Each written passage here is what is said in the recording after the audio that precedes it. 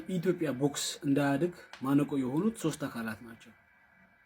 የመጀመሪያው የኢትዮጵያ ቦክስ ፌዴሬሽን፣ ሁለተኛ አሰልጣኞች፣ ሶስተኛ ራሱ ቦክሰኛው። ፈጣን አድርጌ ልዘርዝርላችሁ።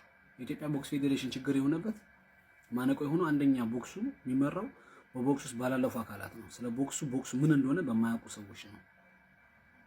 የግል ጥቅም ነው የሚያሳዱት። የመጀመሪያ ቀለል አድርጌ በትንሽ ልንገራችሁ። ኢቢኤስ መጣ የሆነ ሰዓት ላይ አካዳሚ ጌም ተዘጋጀ፣ በገንዘብ ተጋጩ። ኢቢኤስ ኢትዮጵያ ውስጥ ትልቁ ሚዲያ ነው። ቦክሱን በደንብ ያሳድገው ነበረ፣ አልተስማሙ። ሁለተኛ ላይ ጂፕሰን ፋብሪካ መጣ፣ ከሱ ጋር አልተስማሙ። አንድ ጌም ተደረገ፣ ፈረሰ። ሶስተኛ ላይ የቅርብ ጊዜ ሰለሞን ካናዳ በጣም ይቆጨኝ፣ እናንተም ልትቆጩበት የሚገባ ኢንተርናሽናል ጌም ይዞልን መጣ። ብዙ አንድ ቦክሰኞች ተጫውተዋል። በትንሽ ደቂቃ ውስጥ 100 ሺህ ብር ያሸነፉት። ቦክስ ደሞዛችን 5000 ምናምን፣ አንዳንድ ክለቦች 10000 100,000 የዓመት ዝግ ነው። ወር ለሆነ ክለቦች ደግሞ የ2 ዓመት።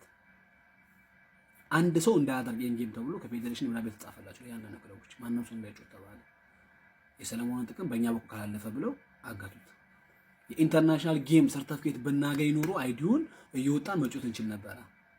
በገንዘብ ተጋጭተው ጣሉት። ሶስተኛ ላይ ቃና በብዙ ሚሊዮን ብር ተፈራርሞ እያጫወቱ ነው። ለቦክሰኛ ግን እስከዛሬ አንድ ጌም አንድ ብር አይሸለሙ። ቦክሰኛ ይቀጣቀጣል፣ ሜዲያ ላይ ይሰጣል፣ ወደ ቤቱ ይቀጣቀጣል፣ ሜዲያ ላይ ይሰጣል፣ ወደ ቤቱ። በነፃ ለምን ትጫወታላችሁ? ይሄን ያህል ብር እየተከፈለ ለምንድን ነው ለቦክሰኛ የማይከፈለው? ምግብ እንኳን ሲኖር እኮ ቦክስ ተጫዋች የዕለት ተጫዋች ካልሆነ ምግብ አይሰጠውም። ተመልካች መጥቶ ምግብ ይበላል፣ ቦክሰኛ ይከለከላል። በደረሰኝ ነው አልፋት በላትም።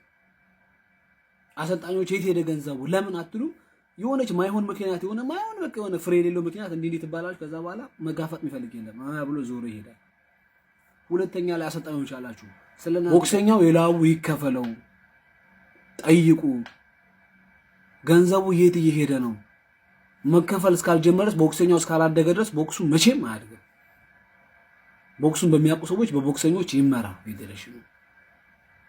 አንድ ሰው ይታገላል፣ ሰመደ ክሬዲቱን አናሰጣው ሚለው ግን ሌሎች ብዙ አሉ፣ ይቀጥላል።